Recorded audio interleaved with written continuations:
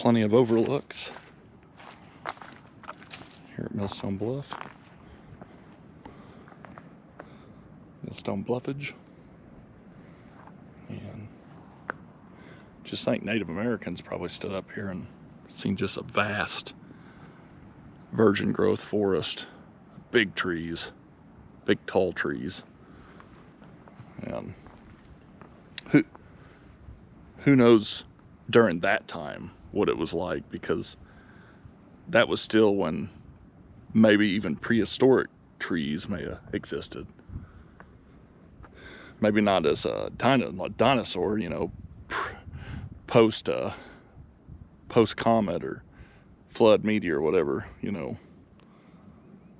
It's just hard to imagine what it could have looked like, but it was pretty sacred. So.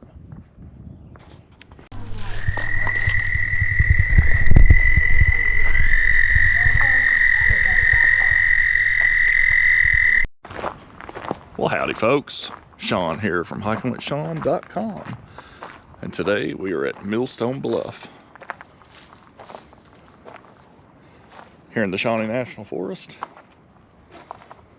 We're going to do the loop and enjoy it, so stay tuned. Preserving the past.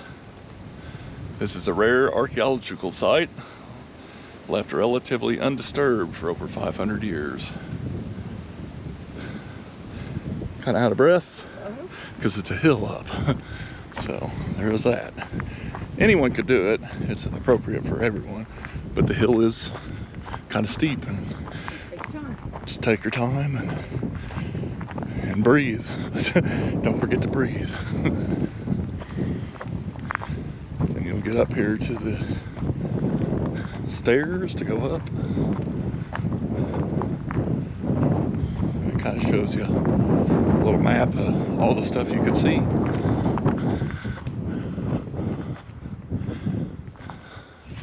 You are entering a very sensitive archaeological area, retracing the path that prehistoric Native Americans most likely used to enter the settlement on this bluff. So we're going to see a cemetery, petroglyphs, little dwellings where houses and communities were, and a stone wall.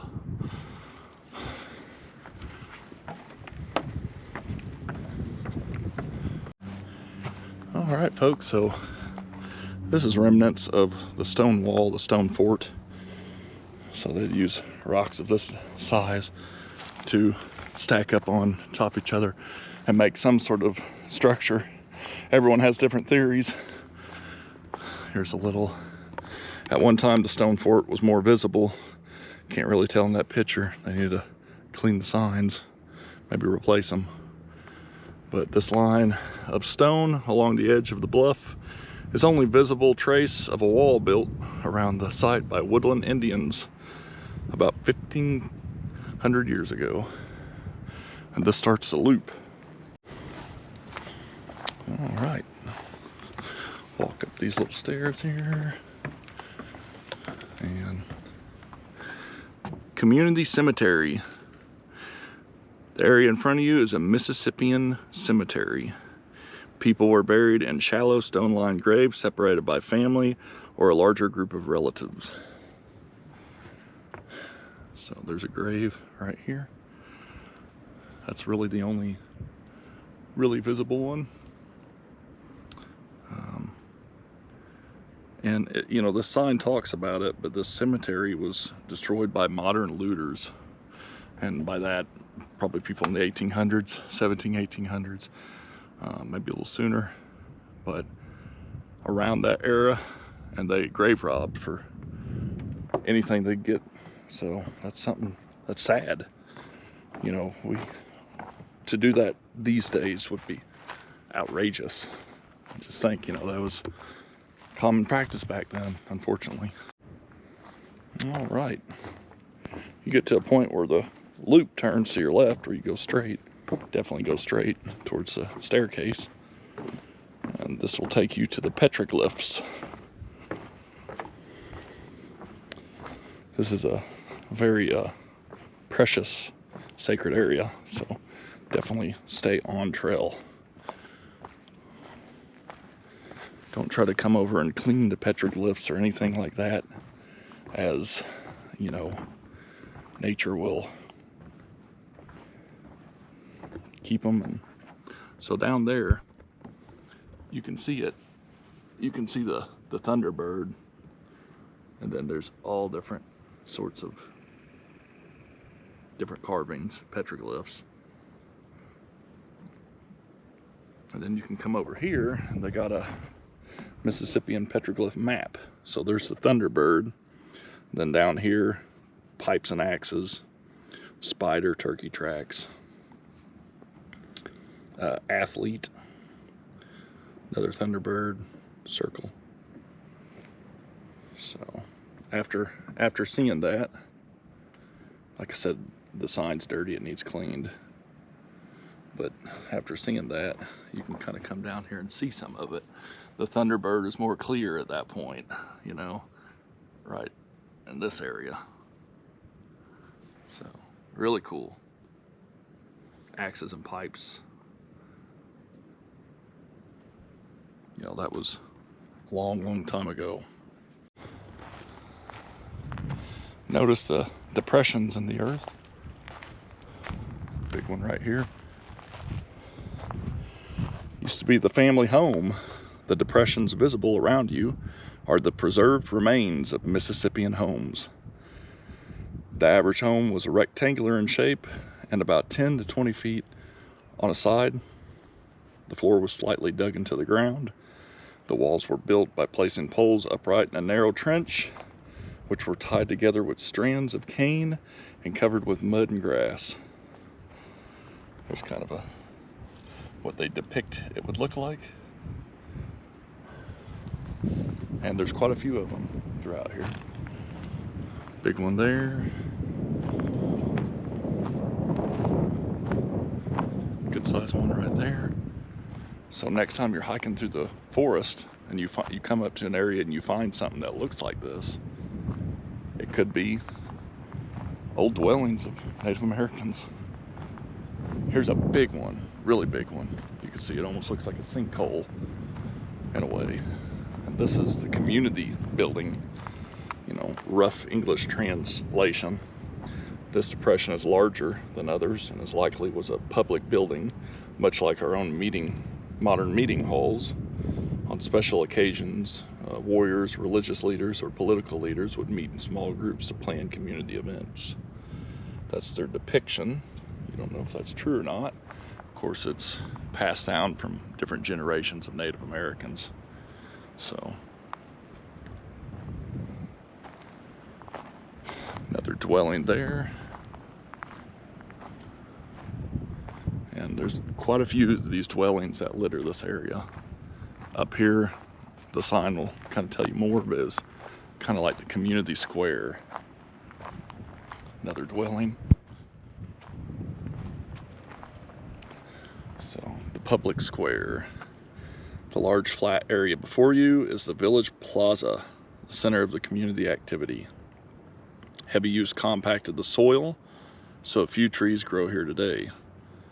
20 house depressions around the plaza indicate that about 100 people lived here. Isn't that just interesting? I used to be an assistant firefighter, assistant chief, fire chief for the village of Bush here in southern Illinois. We had 250 people, and it's a fairly, it's a little town, but there's quite a bit of houses and stuff like that. And, you know, a little less than half of that was this up here. So that's kind of blows my mind a little bit. More depressions over here, where some of these dwellings were. Yeah, it's an amazing place. Easy trail, friendly for the whole family. Can't get lost. It's marked, it's blazed, and good parking signs leading to it. So just be sure to watch your step. you know, I don't want to lie to anyone. I don't want to misguide you, but there are snakes. We've seen a really nice copperhead here. These snakes are protected. You can't harm them. You can't pick them up. Can't kill them. But definitely watch your step and look around. Another overlook here. Every time I'm here at this particular trail and I get on these overlooks, I just try to imagine what the ancient people saw. Because, you know, I see farmland out there, buildings. I see a very modern forest because it's all second growth. We planted these trees. None of them are virgin. A few here and there, but very little. You gotta really go out and try to find the virgin ones, and then some of them aren't even really virgin. They're just trees from seeds of their previous virgin. So all this is second growth.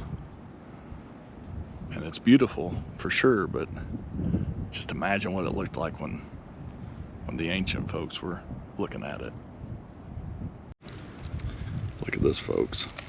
It's the biggest morel I've ever seen. That is, well, it's the biggest one you found. Yeah, biggest one I've ever found, not seen, but I just... You can't, hang on, you didn't get it in there? No. Okay. Let you hold it. So, there's my hand. You were a big dude.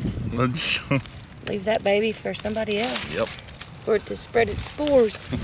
So what's funny about this is... I literally just said Michelle was like... I can't believe there's not any morels. Can't believe there's not morels, and I just happened to look and I seen what looked like a rock, and I was like, look at that big old morel, and she's like, ah, what the heck?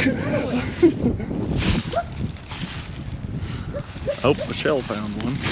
So mine's not as big as yours, but look, that's it's pretty now good. Coming up. Definitely pretty good. Now we got to keep this place a secret. Yeah, that's funny. We're not gonna pick them, we're gonna leave them. You never know what you'll find out here. And here's the last sign. You've been retracing footsteps hundreds of years old and have learned about the lifeways of an ancient culture. Their lives become real to us only after careful study of the clues they left behind. Responsibility for protecting Millstone Bluff and other sites like it rests with those of us who visit these special places, including you and me, not just the Forest Service. This is our land. This is public land. We have a right to it just like they do. Any petroglyph site that's on public land, you have a right to. But it's your responsibility, and you should, to protect it. But sometimes that means not making videos for it, which is something I don't do. Some of the more sacred sites, I've been to them plenty of times. I encourage you to look for them, but they're better left off the YouTube land. So this is called Millstone Bluff. You'll definitely have to put it on your bucket list if you've never been. And the reason they call it Millstone Bluff is because they used to mine for rock to make millstones. And that's what a millstone looks like. So that's where it gets its name. There's an old quarry over here, and Millstone Bluff. Thanks for watching. Be sure to like, comment, share, subscribe, all that good stuff. And until next time, we'll see you on the trail.